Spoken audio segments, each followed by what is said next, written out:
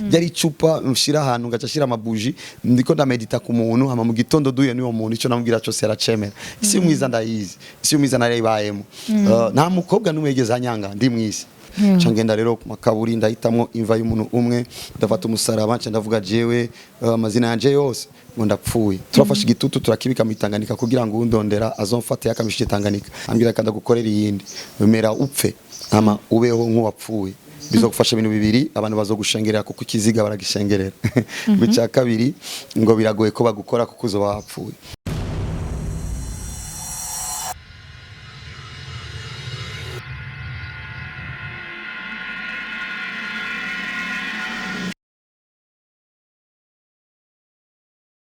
kacamva tukiye kwicara kacimbira reka mbise mugenzi wanje abonye ko twone nawe nezegwa uwo mugenzi ugasanga aduzindi daimoni maybe yo muri Congo so igiye kuri piste wa undi nyene bavuze ngo ni vacancier agaca tamba neza ikongo man so ni vyinshi isirimo vyinshi bikorerwa mu ncamake kugira ngo ninashika nza kuvuga umwami wanje umva uburyohe bwa Kristo cyo gituma mvuga Yesu igihe cyose cyo kuba kwanje hama umva muri ico gihe mbaho ubwo buzima n'ukuri wari umuruho ego dufaranga naratubona kuko no mufumukazi yarampemba kuva ko twakorana abantu bakabona ngo ndeshije akamodoka ryo rikodesha akagari sasa tazunguka mji mzima ngo ndeshije imodoka nazunguruka igisagara cyose amaboate yose nkayajamo mbandanye ubwo buzima niho mu nyuma mwibuka ko nashoboye gusohora album ndakora album cyo gihe nazanye 20% nga nivyabaye réussite nyinshi ama niyo mu nyuma toce tuja South Africa ngiye South Africa ari abantu babonye ngaruka nzana album ari mu ndirimbo ma festival love nakoranye n'umuzungu kazi ujya mu hinde kazi yari umudamu umukomanda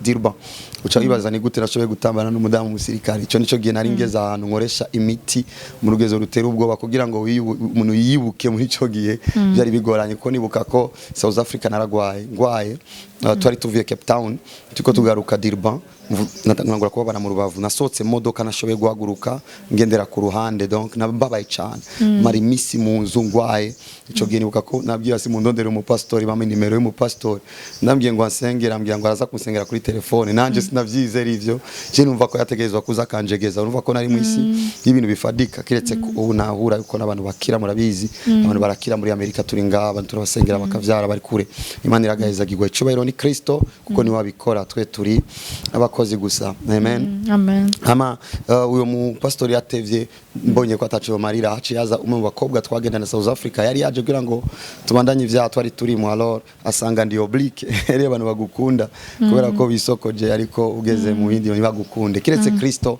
uri mugufi uri muremure wirabura uri inzobe anytime Yesu aragukunda haleluya so muri ico gihe rero acangira tugende ku mupfumu biba ko twagiye kuri mupfumu kazi ancinda sago nibwo buzima nabayeho bubi South Africa acangira ngo barondera umubindi South Africa ncari kintu coroshe bararondera barawuronka ashira ku rubavu akuramo ivyo avuga ngo yakuyemwo acangira ngo samnane ijoro tugende ku makaburi tugenda kumva za Dirban ukako twasivye urukuta twinjira kumva aho tuko turemvoka aba daimoni kugira ngo baze intervene muri kayanje ivyabariho nivyo bazwa bapfuye niko birivuga twebye tubazuriho nawe ni Kristo Yesu ico gihe kumva ko na Kristo narinzi barakora ivy'imiti naciye mbigikoko finalement kuko natangiye kugira vraiment sensation zitari normal samnane zijoro ryama ku makaburi ni kintu kiteye ubwo ama munyuma arambira kugira ngo nibabandanye bakumenyera ko namubwiye je Burundi barankoreye umuti turafashe igitutu turakibika mu Tanganyika kugira ngo undondera azomfate yakamishije Tanganyika ni gutumbwiye ko bandoze ambira kanda gukorera iyindi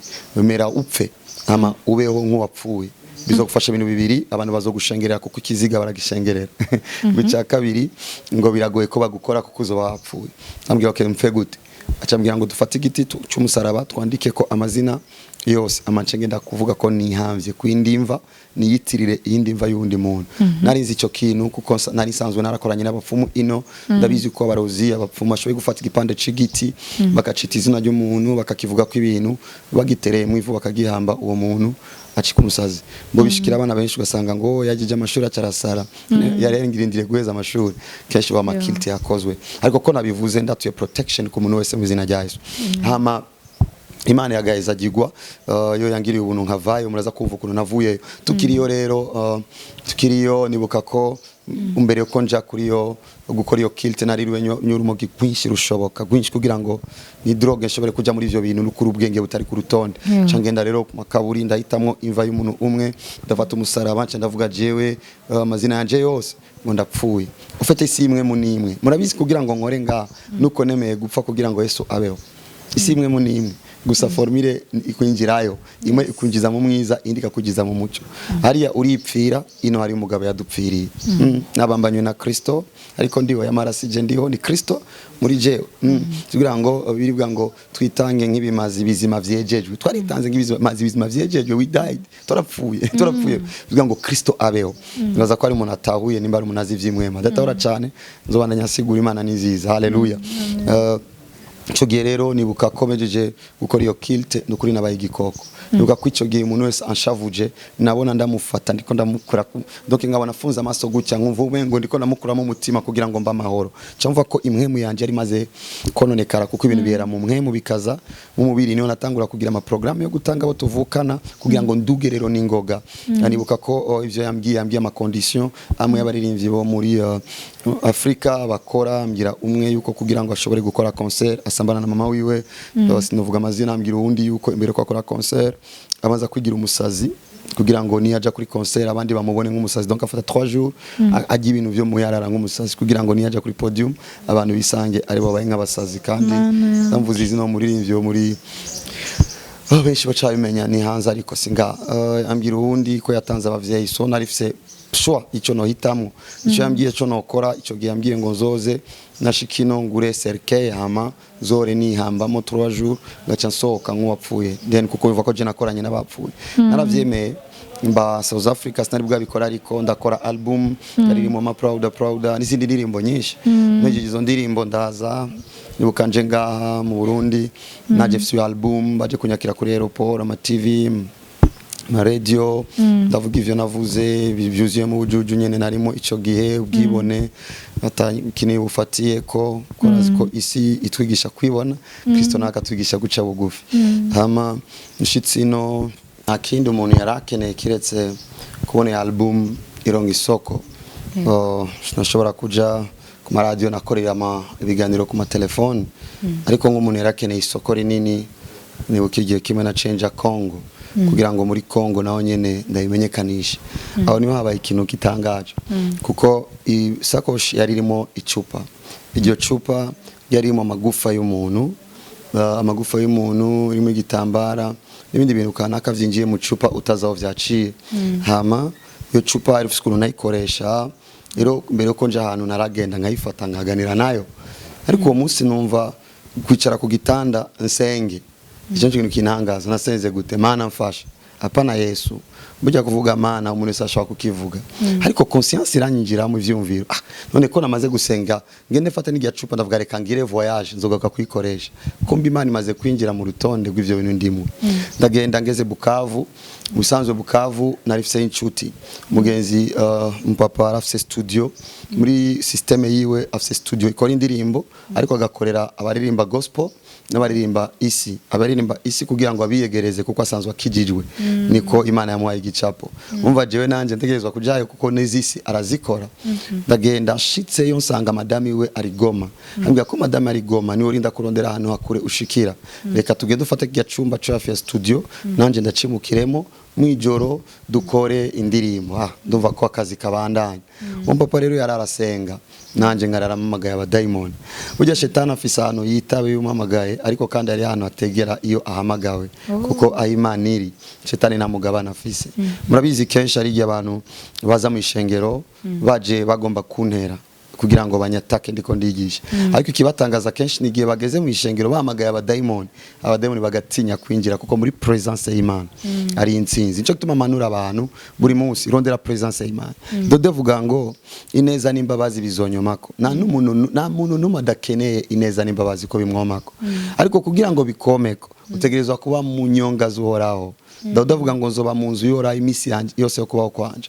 Dawudi yarabizi yuko ari umwami, ari umwanya ategerezwa kuba ari mu manama, ariko yavuze ngo nzokwama ndi mu nzu y'uhoraho. Nuko yagomba kuvuga nzokwama ndi muri presence, mu nyonga z'uhoraho. Uri muri bisi usante yuko uri kumwe na Yesu, mu biganiro ukora n'abantu kuri WhatsApp nibagire kuganira na Yesu. Gusenga simpa kutangure ngo mana ikiganiro cawe ni Imana mu mutima, muri presence y'Imana niho ari amahoro. Umva rero muri ico gihe uwo mugabo we ari muri presence y'Imana, nanje nari muri presence de demo. Je ngahamagara ivyanje simbo nivyo nahamagaye kubera ko ndi kumwe n'uwo muntu, ariko sinari kumubwira. Je nitegura gusa ko dukora indirimbo. Nibaza ko ijoro rya kabiri naciye mbona indoto. Muri iyo ndoto mbona jewe ndiko ndondera uwo mugabo nyene, ndamubwire ngo jewe ngomba gufashwa ibintu ndimo birateye ubwoba. Hama ngabona uwo mugabo ndiko ndamukurikirana duhure, mbona magaze kuri podium, kuri yo podium muri salle hari abantu benshi, ariko ndirimba nkabona nibiriko birapasa. Hama mu nyuma mbona jewe ajya kuri podium magaze ndi hagati y'imbeba zibiri. Ndabisigura mu bisanzwe umuntu yaremanywe ishusho y'Imana, bisigura ngo ishusho y'imwe mu muntu ni y'Imana, ariko kubona uri kumwe n'imbeba zibiri bisigura ngo uri kikujwe abatagifise ishusho y'Imana. Hama namanemeza nimba nari hagati y'imbeba zibiri nanje nari ya gatatu, kuko urabona Yesu aje ku isi yabwiye umudamu umwe ngo imfungurwa z'abana sinoziha imbwa. Abantu babonye umuntu ariko bavuze ngo niyo ziha imbwa. Alors ico gihe rero maze kubona uko mbona umuco, muri uwo muco mbona ndiko ndabwira abantu iyi Imana ihinduye ubuzima, na numwe usubira kandi kugusubiza hasi. Hari mu ndoto ndikangura ndavuga indoto z'abaporoti zivuye kuko ibyo nari ndimo nari ndabizi, kuko muri iyo ndoto nabonye bambwira ngo ujya mufumukazi mukorana yaragutwaye inyenyeri. Ndabizi ntushobora kujya ku mupfumu canke ku mufumukazi wizera ko aza kugukorera wowe atikoreye. Oya, akubonanye inyenyeri ubutunzi murabugabura. Si wewe kandi si Imana yawe. Sukura ngo barakujya ko icabona. Narinzi ko icyo bambonye ko ciza baracihayeko. So imvumbuse rero muri iyo ndoto ndavuga indoto y'igiporoti ivuye. Ndasohoka hanze nk'umuntu agiye petit besoin garutse cyanda fukama jewe jenyene nangura kurira ngo mana ndaje iwawe. Nibuka ko ivyo navuze navyanditse muri telefone ya iPhone 3, nandika ngo mana ndaje iwawe, ngo Yesu nyakire mwe muyere umfashe. Meje kuvuga ivyo bitangura kuba vyinshi. Ego meje kuvuga bino bintu, ariko muhira nasize icupa arimo amagufa y'abantu. Narizo bizogenda gute? Iyo cupa nari ndayizi uyikoze ko atari jewe, yarafise condition yo kumwica, kandi wishe yategezwa kuba nka sacrifice iryo cupa nyene. Ndana ngo kwibaza biza kugenda gute. Ndaruhishwa no kuyumvira ukuntu uza kubwira ujya mugabo, ndamubwira ivyo nari ndimwo. Uyu nawe yarafise programme yo kuzinduka ahantu agiye gufata filme. Turajana tugeze mu nzira nambwiye ashingana nga tukiri Bukavu, nja kuraba umuntu nari inzi. Uwo muntu yigeze no kuba muhira, yarasanzwe asenga. Ngiyo ndamubwira jewe mfise ingorane, jewe ndakijijwe. Haratwenga uko nfise Madrid na Maire, je nakijijwe, ariko rero mfise ingorane. Mu Burundi nasize ibintu biteye ubwoba, alo sinzi ico nokora. Arambwira gukizwa nuko aturagucya, ndavuga ivyo kuvugana nabivuze, ngo mumfashe umbwire, kuko je mu bisanzwe nimba utarubizi naringeze muri degré nakora ibi nibi ararengegwa. Acambwira ngo nangorane ugume gusaba tura Yesu mfasha. Okay, ndavuga okay, Yesu azomfasha nakundi. Hama turaheza ujya mugabo nawe yagiye gufata video amafilme, tubonanye mu ijoro. Ndamubwira uwo musi yararize, harambwira ngo Imana yigeze kunyereka ko uri muri monde ténèbres, ariko sinigeze nibaza kugeze hiyo. Ndambwira nacu kazima yantabaye, umbwire gusa icyo mfata. Aransengera turasenga, je ndataha mu Burundi. Ya cupa ryanje ryabikwa mu isakoshi yanje tamunuma korako. Ya condition mbere nategezwa kuri sohora muzu kugira ngo shobore kujyama neza. Urabona icupa nibikira je nyene, ngaca ndondera ibihuzu vyinshi ngayitirwa ngenda gashira inyuma. Nibuka ko nashyize inyuma y'akazu kinuma kari hasi, ko ari izu y'inuma bari mamanuye hasi, ncanda gishirako ngaye inyuma. Ubwoba rero mwijoro naranizwe. Mana nyenga. Yesu rero nawe narinzi neza. Ivyo kuvuga navyo narinzi neza. Muri iryo joro naranizwe. Umva kunigwa unango yatukufe. So ni ubu rero umva ikintu kavuga mu izina rya Yesu. Naratekereza nkarindira suite. Hama mu gitondo ndavyuka ndushe cyane, ivyo bintu vyankubise ijoro ryose. Nibuka ko naciye mbaza abantu niye noronga ishengero, kuko nafise ingorane. Abapastori bari mu bantu bambere mpinga, kuko navuga ngo abapastori barigirisha guhura nabo akakubwira ngo Imana yambwiye, none iyo Mana yantinye ko bari kitasanze ngani ko nabwira abantu b'abapastori ngo bakacavuga amazina y'abakinyi ngo Rigobert Song bakora ravigwa mu ndimi. Cyumva ko nari vraiment opposé.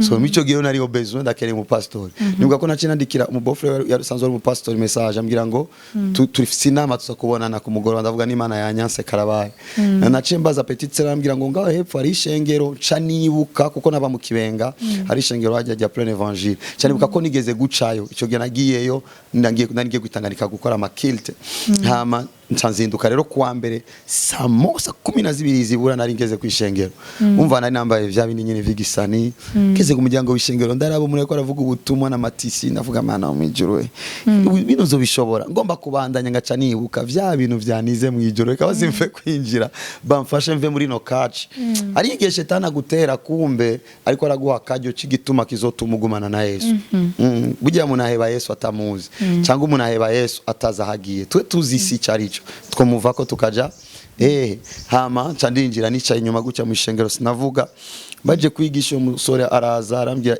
ni sawa n'amadirede yaje n'amayeri nicari yaje ambwira ni sawa ndambwira je nakijijwe ndondera pasteur wanje uko narinzi kugira ngo umuntu yirukane daimoni ategezwa ko barifise vya bijwe we pepe toka nategezwa ko bari umugangi ndavyo umuntu yari muto kundusha cyambwira ndakene pasteur wanje naho ambera umuntu mwiza cyane ntwara kwa apotre tugezeyo dusanga na apotre yagiye ncamura na mama apotre nibuka ko ico gihe nta bindi navuze nambwiye je nakijijwe ariko rero mfise icupa muhira bisaba ko bariturira aranganiriza acambwira ngo jana naba yari uwo yari umusekuru umusore ubu ni mu pastori no mu papa yitwa Diake Guillaume no musimo pastor hama nundi yitwa Yvonne shavuga ngo tujane okay kazima ko ari wabarungitse je navuga ngo bano barapfa nibapfa rero birabaraba kumba umukristo abazibanga agendana mu mutima urabizi naho utaze amabanga ngaya mfise cyangwa ibiki kuba gusa uzi Yesu ko ari umwami ariyo inkomezi zikurimo hamwe narivye ngo fisi banga mu mutima gena nabisi batabonya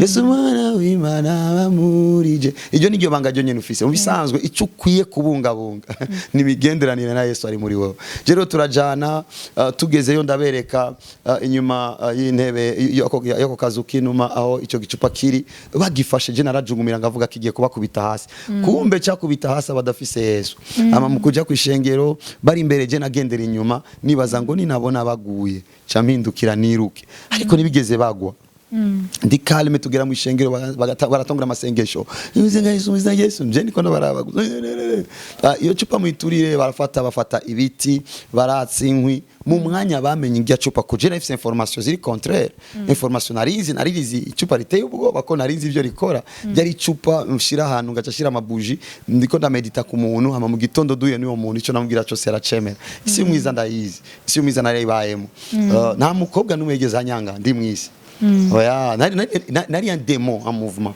but Dieu est bon cyo gituma no munsi mvuga Yesu sans repos nibuka rero bariko barariturira numanya bari baturiye ibiri muri ryo naguma ndaba umwotsi nibaza ngo bana shetani acava bimwe yakarashika kumbe ari presence ya Yesu ari presence ya Yesu shetani hana neno ntakibanza afise mbonye bayituriye gutya ndavuga kumbe barankanza abantu bo mu isi y'umwiza na nguvu bafise ndavyimba nca ndataha ndatwenga mwijoro baranize nkuko umengo niko mba mwica ndivyo mu cinema niyo munsi nanizwe ndavuga bitabijayisha biraniga narazindutse mu gitondo cakarizukira kwishengero jere cyanzinduye kwishengero narizi ko nza gusanga bajya abantu swate bapfuye canke bakubititse biteye ubwoba nshitse mbona ni bazima tuvuga ko bari bazima umva narundi umuntu sora kuze sinababwira ko nakubiswe cyandagenda ndibarisha umwe ni sawa gwego numaraye neza just nasinde ibintu vyanize ijoro ryose ngo oya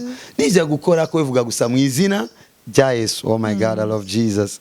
Bambye kwivugira mu izina rya Yesu ndataha mu ijoro rishitse ubwoba bwari bwinshi muri iryo joro kandi biraza. Shetani namenya umwanya wahuye n'Imana yawe. Shetani namenya umwanya wahinduye identité dans le monde des esprits. Shetani namenya igimana yagukuye kuri niveau ikakuzana kuyindi kuko ari abantu badategwa n'abadaimoni n'importe comment. Alors umva ko barimaze kubwira iryo zina mu ijoro rero biraza biraniga ariko waje ndiko ndazunguruka guce nsanga navuze Yesu. Oh vuze Yesu mbona ndavyutse. Chaumvi byakurikiye ijoro ryose navuze Yesu nakindi nari kuvuga muri iryo joro kuko numva yuko ari bwo butabazi nibaza ko ariho relation yanje n'iryo zina yabaye nini kuko igihe cyose vuga Yesu ndamenya is not a joke sugukina iyo mvuze Yesu ni siguro yo kubaho kwanje mvuze Yesu nubwo butabazi bwanje ivyo nari ndimo nari ndabizi kubona vyose vyatembagaye kubera ko navuze izina iryo zina ryatekerezwa kugira valeur ku buzima bwanje igihe cyose ndamuvuze je nama numva umengo umubiri wose jardin de Paul igihe cyose mvuze Jesus kuko arosha tabaye. Thank you Jesus, I love you.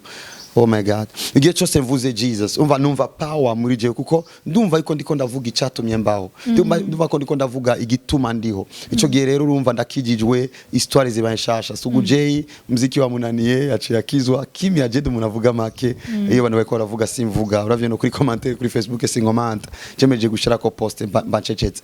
Amajamba ba menshi ibintu biba vyinshi ariko je mba calme mwishengero. Mu iryo shengero rero ntangura gukura umwanya mwijambo atakindi nirigwayo kuva kuwa mbere kugeza kuwa Mungu nari umurescape je nategerezwa kumviriza ivyo Yesu avugwa nibuka rero igihe kimwe bariko baravuga ngo mu izina rya Yesu abagwayi barakira maze nka deja nakijwe mu kwezi kw'icenda mu kwezi kw'icumi namaze kubwira ubutumwa bwiza umufumu ibaze namubwiye iki nta verse ya Bibiliya narinzi nabirebire nibuka ko hari kuwa kabiri igihe kimwe mu gitondo cavuga ko bahejeje amasengesho mu gitondo ngo masenge desert cagenda Yesu amajambo agakama ngagoma Yesu amamvuyeyo naciye nja mu Buyenzi dufise groupe ya film groupe ya film twari dufise groupe yino yitwa Buja Art nindi yari yo mu Rwanda zakorera hamwe ico gihe bafise inama bari baje ngo dukorane nanje nari president wabo tuko turaganira ivya film umuntu umwe baramutwara kwa muganga jemeje ivyo kuganira tugiye kwa muganga sanga ujya muntu bariko baramusengera araremvye umwe ko aramusengerana umumama asanzwe akijijwe akina film